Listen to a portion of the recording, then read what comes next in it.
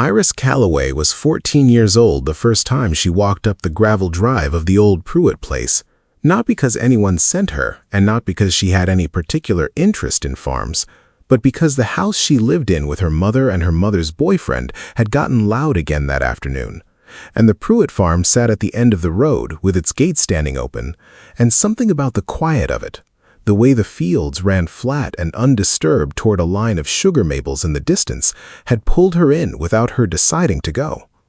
Walter Pruett was 71 that spring, a widower 11 years running with 110 acres outside Elkton, Maryland, that he still worked mostly alone, a fact the whole county had opinions about, none of them particularly kind. His wife Doris had died of ovarian cancer when Walter was 60, and the two of them had never had children, a subject Walter didn't discuss and nobody in town pressed him on, not out of tact exactly, but because Walter Pruett had never been an easy man to press on anything.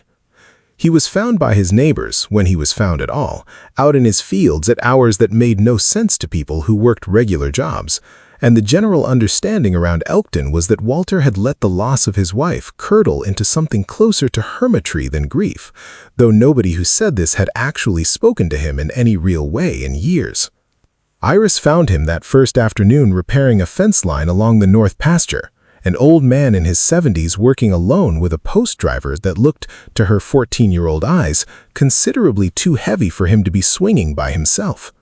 She stood at the edge of the field for a long moment before he noticed her, and when he did, he didn't ask what she wanted or tell her to go home. He simply nodded once toward a second post driver leaning against the fence a few feet away and said, "Grab that one, if you're going to stand there anyway." She grabbed it. She didn't go home until well after dark that night, and her mother didn't ask where she'd been, which was, in its own quiet way, exactly why Iris kept going back. Over that first summer, Iris showed up most afternoons after school let out, and then most days once summer break began in earnest, doing whatever needed doing, mucking stalls, hauling feed, learning slowly and without much instruction how to read a fence line for weak spots the way Walter did, almost by instinct. Walter never paid her, and she never asked to be paid, and the arrangement between them existed entirely outside of language for most of that first year, an unspoken agreement that she would show up and he would let her, neither of them needing to explain to the other what it meant. What it meant, though neither of them said it aloud for a long time, was that Iris had found, at 14, the first place in her life that felt steady. Her mother's house went through boyfriends the way some houses go through seasons, each one bringing its own particular weather, some of it merely uncomfortable and some of it considerably worse. And Iris had learned early that the safest version of herself was the version that wasn't home very often. Walter's farm didn't ask anything of her except actual work, honest and physical, and entirely without hidden conditions, and there was something in that plainness that Iris, without having language for it yet, badly needed. Walter, for his part, had built a life after Doris's death that ran almost entirely on routine and solitude, the kind of grief that doesn't announce itself as grief anymore after enough years, but simply becomes the shape a person's days take. He hadn't gone looking for a 14-year-old girl to show up at his fence line, and if you'd asked him in those first weeks whether he wanted the company, he likely would have said, honestly, that he didn't know and hadn't thought about it. But she kept coming, and he kept letting her. And somewhere in the second or third month, without neither of them marking the moment, it had stopped being a question of whether he wanted her there. By the time Iris was 16, she was doing real work on that farm, not a teenager's version of chores, but genuine labor that mattered to the operation, calving assistance during the difficult February nights when a heifer needed help, hay cutting in June, the long, slow work of fence maintenance that never actually ended on 110 acres. Walter taught her to drive the old tractor the summer she turned 16, sitting beside her in the cab for the first careful week before trusting her to take it out on her own. And he taught her, more slowly and less directly, other things too. How to read weather in the color of a western sky, how to know when a cow was actually sick versus simply having an off day, how to fix nearly anything with baling wire and patience if you had enough of both. He never once in all those years asked her about her home life directly, though Iris suspected he understood more of it than either of them ever said aloud. Twice in the years she was 16 and 17, she showed up at the farm late at night rather than in the afternoon, and both times Walter said nothing about the hour, only put on a pot of coffee and let her sit in his kitchen until whatever had driven her out of her own house had passed enough that she felt able to go back. He never offered advice she hadn't asked for. He never told her what she should do about her mother or her mother's various boyfriends or the particular chaos of the house she went home to each night. He simply made himself available, consistently, without conditions, in a way that Iris would later understand was its own specific kind of love, quieter and less demonstrative than what she saw in other families, but no less real for that. Elkton, meanwhile, had its own understanding of the arrangement, formed mostly from a distance and largely inaccurate. A few people at the feed store, seeing Iris's truck parked at the Pruett place with some regularity, made the kind of comments small towns make about a teenage girl spending unsupervised time with an old man living alone. Comments that never reached either Walter or Iris directly but circulated anyway, the particular gossip of a place with not enough happening to occupy everyone's attention otherwise. Walter's actual family, such as it was, paid even less attention. His brother's 2 children, a nephew named Dale Pruett and a niece named Carol Pruett Hensley, lived 40 minutes away in Newark, Delaware, and visited perhaps twice a year, at Christmas and sometimes around Walter's birthday in April. Brief visits that rarely extended past an hour or two of stilted conversation before they found reasons to leave. Dale ran an insurance office and had never shown the slightest interest in the farm beyond a vague sense that it represented an asset someone in the family should eventually do something with. Carol taught middle school math and had, on the 2 occasions Iris happened to be present during a family visit, looked at Iris with an expression Iris couldn't quite read, somewhere between curiosity and mild suspicion, though nothing was ever said directly. By the time Iris turned 18 and finished high school, the shape of her life had settled into something that made sense mostly in relation to that farm. She'd taken a job at the veterinary clinic in town, work she was good at and that fit naturally alongside everything Walter had taught her over the years, and she still spent most of her free hours at the farm. The arrangement between them evolved by then into something closer to a working partnership than the loose apprenticeship it had started as.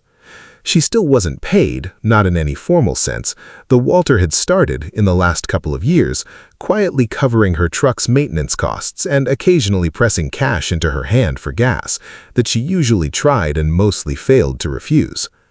It was in the autumn Iris turned 19 that Walter's health began, unmistakably, to decline. It started small, a persistent cough he dismissed for weeks as nothing, and by the time he finally saw a doctor in Elkton, the diagnosis, confirmed by specialists in Wilmington a few weeks later, was pancreatic cancer, already advanced enough that the conversation moved quickly past treatment options toward the harder conversation about time. The doctors gave him, at the outside, perhaps 8 months, and Walter, characteristically, absorbed this information with almost no visible change in his daily behavior, continuing to work the farm as much as his failing body allowed, refusing for as long as possible to let the diagnosis reorganize his life around itself.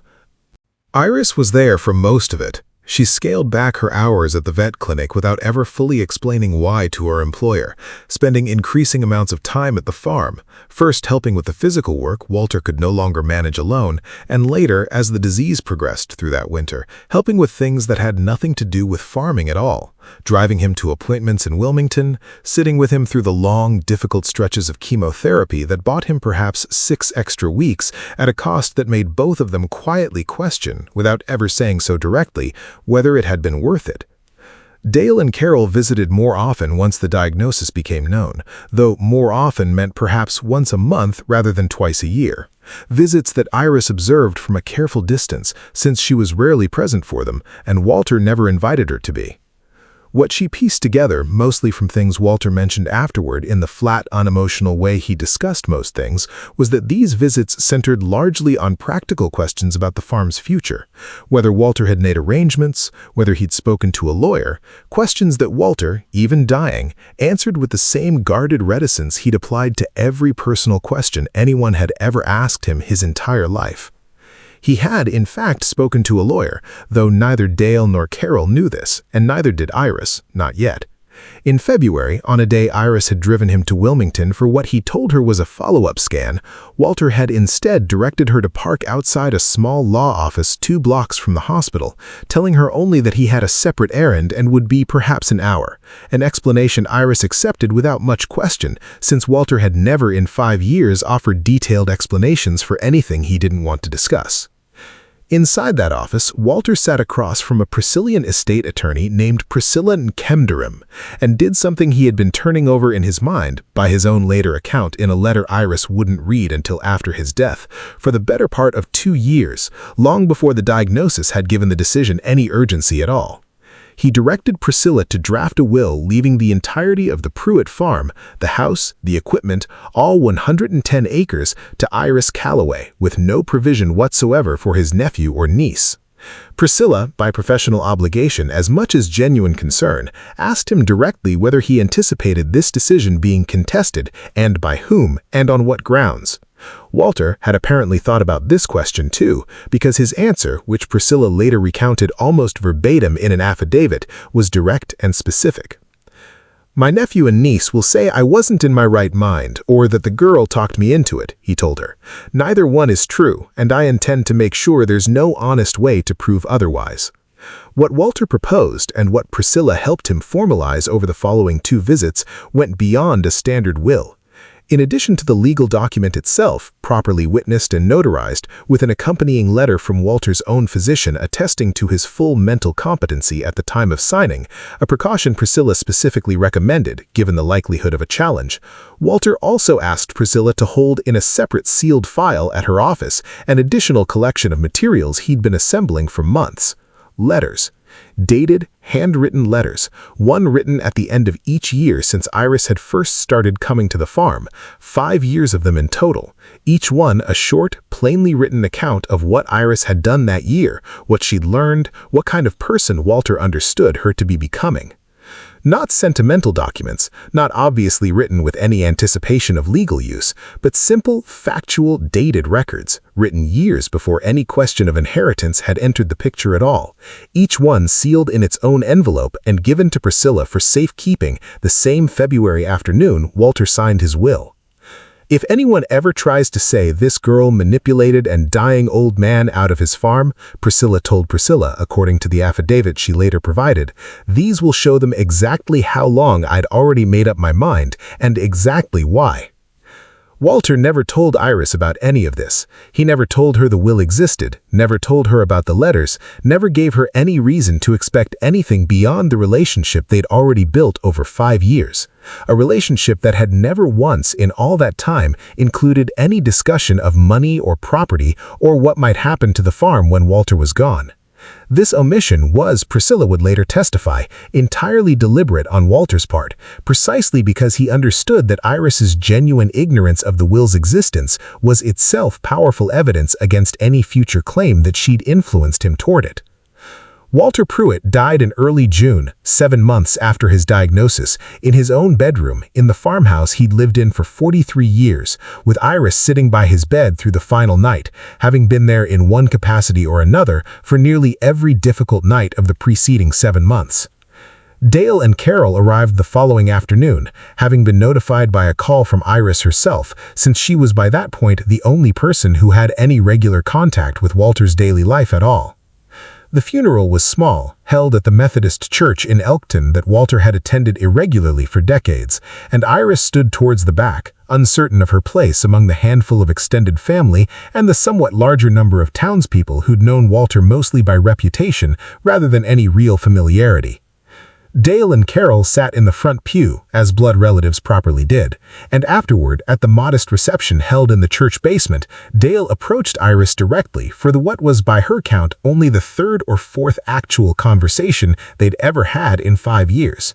"I appreciate everything you did for him at the end," Dale said, his tone careful in a way that Iris, even in her grief, registered as slightly rehearsed. "It meant a lot, I'm sure, to him and to us." Iris thanked him, said something about how much Walter had meant to her, and thought, at the time, that this exchange represented the full and complete extent of whatever relationship she would ever have with Walter's family. The will was read 2 weeks later in Priscilla and Candiram's office, with Dale and Carol present, along with their respective spouses, and Iris, invited by Priscilla's office with a formal letter that had confused Iris considerably when it arrived, since she had genuinely never once considered that Walter's estate might have anything to do with her at all.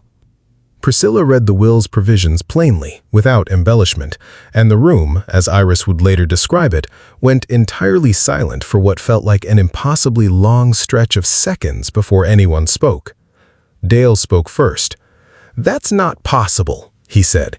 "That farm's been in our family for 4 generations. You're telling me he left it to—" He stopped himself visibly, glancing at Iris with an expression that had shifted in the space of a single sentence from confusion into something considerably harder. "I'm reading you the terms of a valid, properly executed will," Priscilla said, her voice even. Mr. Pruett was quite specific about his intentions and quite thorough in documenting his reasoning. Carol, who had said nothing yet, finally spoke, her voice tight. "She was a teenager hanging around an old man alone on a farm for 5 years. I think we all understand what that looks like and what it probably was." Iris felt the accusation land before she fully understood its shape, a specific, ugly insinuation she hadn't anticipated and didn't, in the moment, know how to answer. Priscilla answered for her, her tone unchanged. "I'd encourage you to be careful about the implications you're making in this room," Priscilla said. "But if you intend to contest the will, you're entitled to retain counsel and do so. I'll tell you now, as I told Mr. Pruett when he made these arrangements, that I don't believe you'll find the path you're imagining leads where you think it does." Dale and Carol retained an attorney within the month, a probate litigator out of Wilmington named Gregory Ashcombe, and filed a formal contest of the will in Newcastle County, alleging 2 distinct grounds: that Walter had lacked the requisite testamentary capacity at the time of signing, given his advanced illness and the medications he'd been taking, and, more pointedly, that the will was the product of undue influence exerted by Iris Calloway over a vulnerable, isolated, dying man. Iris, upon being served with the contest, drove to Priscilla and Candiram's office in a state she later described as somewhere between numbness and disbelief. And it was in that meeting, for the first time, that Priscilla explained to her the full scope of what Walter had actually arranged in the months before his death, including the existence of the sealed letters, which Priscilla had not disclosed at the initial will reading, having judged, correctly as it turned out, that their evidentiary value would be greater if preserved and produced in response to an actual contest rather than shown preemptively. "He wrote you letters," Priscilla told her, sliding the sealed file across her desk. "1 a year since you were 15. He gave them to me the same day he signed the will, specifically so no one could ever say they were written after the fact to help his case." Iris read all 5 letters that same afternoon, sitting alone in a small conference room at Priscilla's office, and what she found in them undid her more completely than the funeral itself had. They were not sentimental documents in any conventional sense, Walter having never in his life been a sentimental man in the way he spoke or carried himself, but they were, in their plain and specific detail, more revealing than any grand declaration could have been.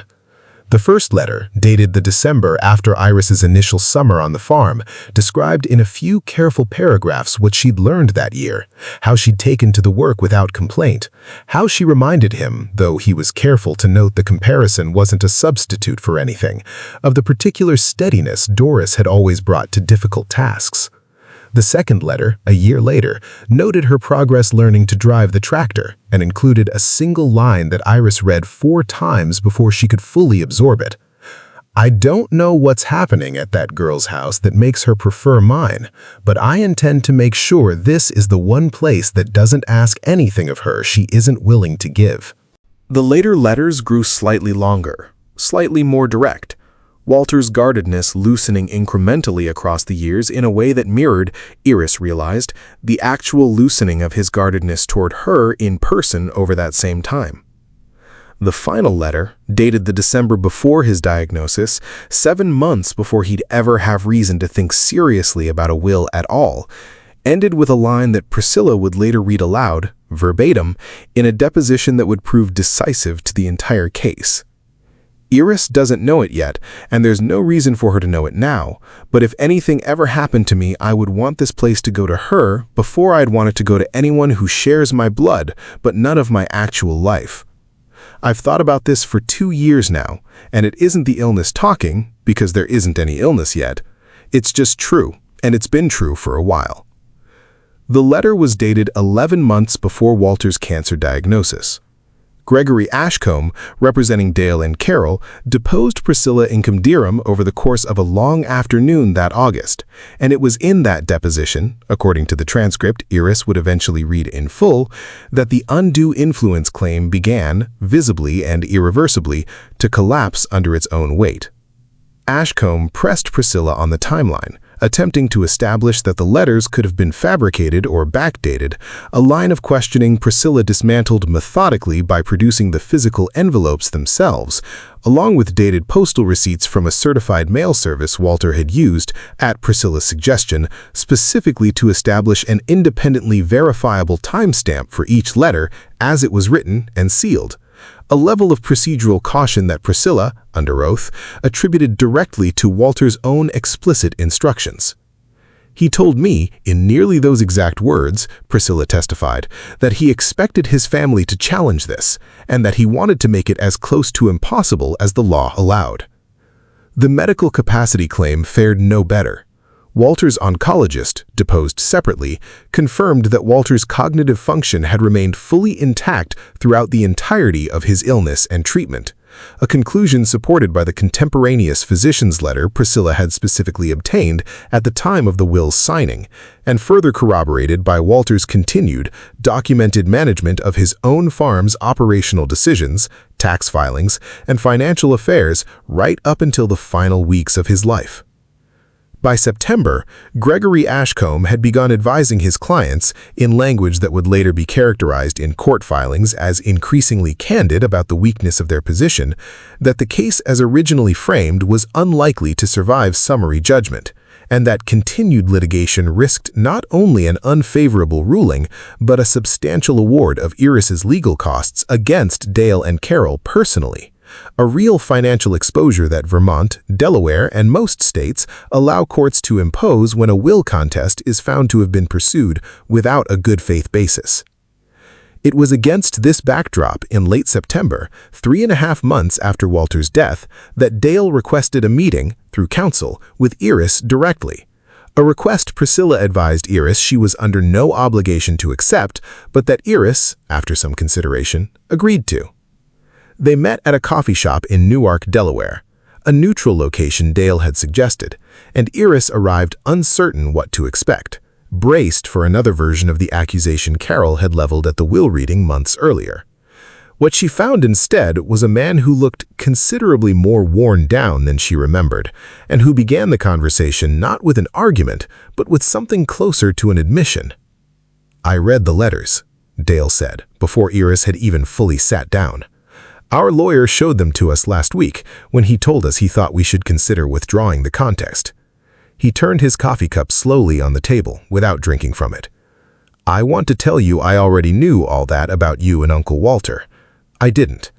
I saw you maybe 8 times in 5 years, at Christmas, for an hour, and I never once asked you a real question about what you two actually did out there." Iris didn't say anything immediately, uncertain where this was going. And Dale continued. "My dad and Walter didn't get along growing up," he said. "I think some of that just got passed down to me without me ever really examining it. Walter was just this distant, difficult old man we saw twice a year, and it was easier to think of him that way than to actually try to know him. I didn't do the work you did. Neither did Carol. And I think somewhere in the back of my mind, when we found out about the will, it felt less like losing something we deserved and more like getting confirmation of something I already half suspected, that we hadn't actually earned any real place in his life, and this was just proof of it landing all at once. I never set out to take anything from you," Iris said, finally, her voice quieter than she meant it to be. "I didn't know any of this was coming. I didn't even know the will existed until after he died." "I believe you," Dale said. "I didn't 6 months ago. I do now." He was quiet for a moment. "Carol's not there yet. She might not ever fully get there, but I'm withdrawing my part of the contest. I've told Ashcombe already. The formal withdrawal for Dale's portion of the claim was filed the following week. Carol, notably, did not immediately follow, continuing to pursue the contest alone for another 6 weeks through October, a period Iris found, by her own later account, considerably harder than the months that had preceded it, precisely because it now felt personal in a way the joint contest hadn't, a single relative refusing to let go of an accusation that had already been substantially undermined by the very evidence meant to support it. Carol's case finally collapsed entirely in early November, not through any further legal maneuvering, but through a deposition of Carol herself, conducted by Priscilla, in which Carol, under oath, was asked directly how many times she had visited Walter Pruett in the final year of his life, excluding the funeral itself. "Twice, maybe 3 times, Carol answered, according to the transcript. And in that time, Priscilla asked, did you ever discuss his farm, his finances, or his health with him directly beyond general conversation? Not in detail, no. Did you know before his diagnosis that he had pancreatic cancer risk factors or any details about his ongoing medical history? No. Did you know the name of the young woman who had, by that point, been present in his daily life for over 4 years? There was a pause in the transcript before Carol's answer, noted by the court reporter simply as a delay, and then a single word, no. Carol withdrew her portion of the contest 11 days later. The estate, uncontested from that point forward, cleared probate in December, and the deed to the Puit farm, all 110 acres, transferred formally into Iris Calloway's name on a cold Tuesday afternoon in mid-December, 6 months, 11 days after Walter's death. Iris moved into the farmhouse that same week, the house she'd spent countless hours in over 5 years, but had never, until that moment, actually lived in herself.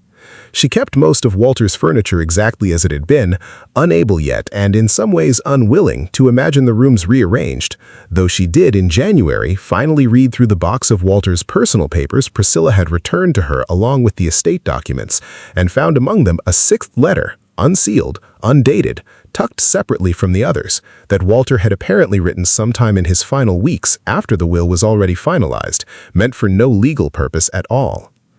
I don't know if any of this will hold up the way I hope it does, the letter read, in handwriting noticeably shakier than the earlier ones. But if you're reading this, it held, and the place is yours now, truly yours, not just in the way it's felt like yours for years already. I want you to know I didn't leave you a farm because I felt sorry for you, or because I didn't have anyone else.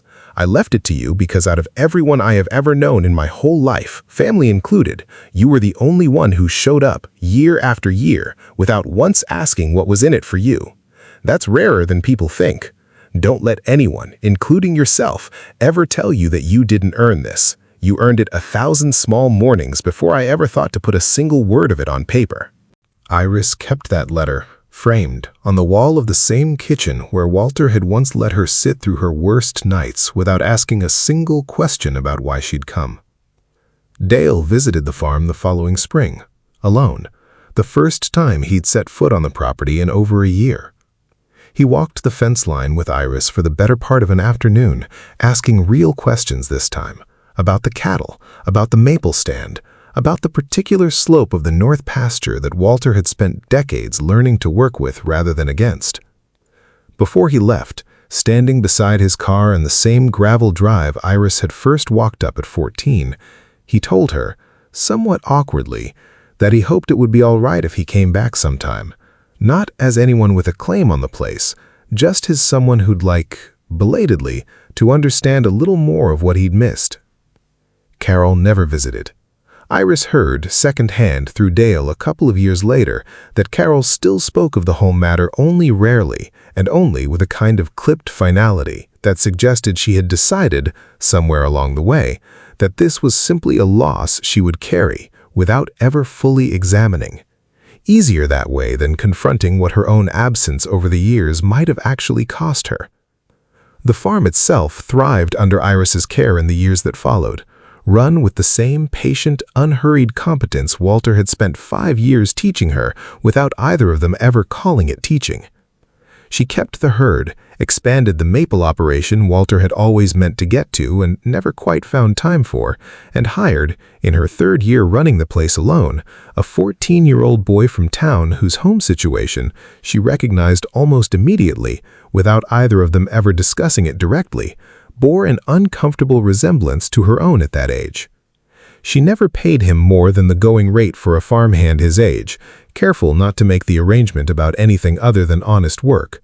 But she made sure, the way Walter once had for her, that the farm was the one place in his life that didn't ask him for anything he wasn't already willing to give, and that he was always welcome to stay as late as he needed to, no explanation required.